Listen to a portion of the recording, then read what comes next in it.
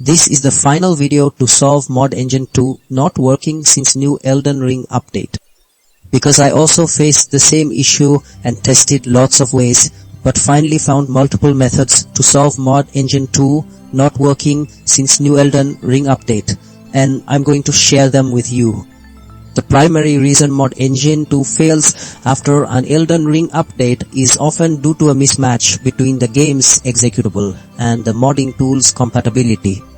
When the game updates, its internal file structure or versioning can change, rendering the older Mod Engine 2 unable to locate or interact with the game correctly.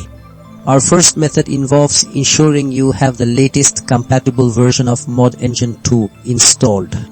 This works because the developers actively release updates to maintain compatibility with new game patches, aligning the mod tool with the updated game files. The second method focuses on verifying game file integrity.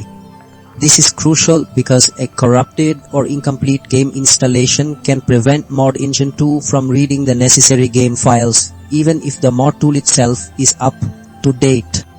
Verifying integrity ensures all game files are present and correct, providing a stable foundation for the modding tool. Our third approach is to manually reconfigure Mod Engine 2 settings. This method addresses issues where the update might have reset or altered configuration parameters, causing the tool to look for files in the wrong locations or use incorrect initialization sequences. Manually adjusting these settings re-establishes the correct pathways and parameters for Mod Engine 2 to function. Finally, the fourth method involves a clean reinstallation of Mod Engine 2. This is effective because residual files or corrupted installations from previous versions can interfere with the new installation even after a simple update.